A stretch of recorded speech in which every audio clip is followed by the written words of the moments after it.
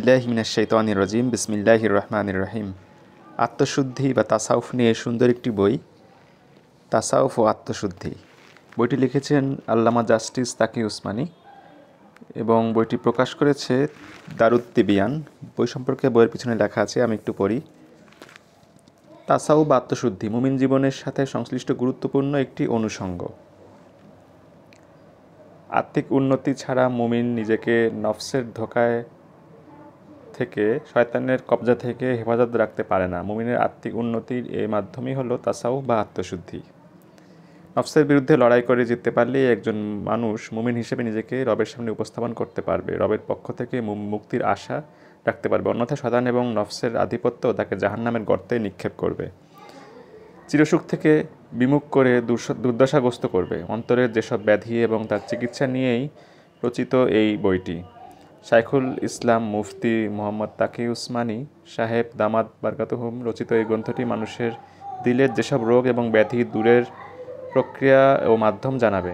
বইটির পাঠ মানুষ মনে শুদ্ধির ঝড় তুলুক এবং শয়তানের কুমন্ত্রণা নফসে গোলামি থেকে হেফাজত করুক। দারুণ বেস্টসেলার একটি বই।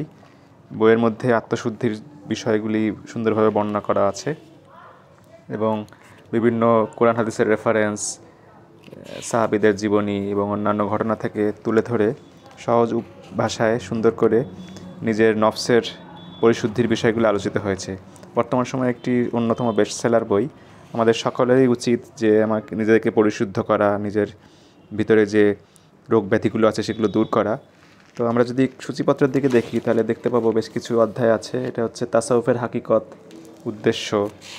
এরপরে রয়েছে তাজকিয়া অর্থাৎ পরিশুদ্ধির বিষয়টি কি, মুয়াশারা বা সংশোধন এবং নিজের সংশোধনের ফিকির করা, চিন্তা করা, অন্তরের পবিত্রতা, আল্লাহ তাআলার নিয়ামত সমূহের চিন্তা ভাবনা করা, আল্লাহ তাআলার মুহাব্বত বা ভালোবাসা, আল্লাহ তাআলার কাছে মহব্বতের জন্য কামনা করা, নফসের বিভিন্ন বিষয় এখানে তুলে ধরা হয়েছে। অন্তরের রোগ ব্যাধিগুলি এবং তার যে চিকিৎসা সেগুলো সুন্দরভাবে তুলে ধরা হয়েছে এই বইতে।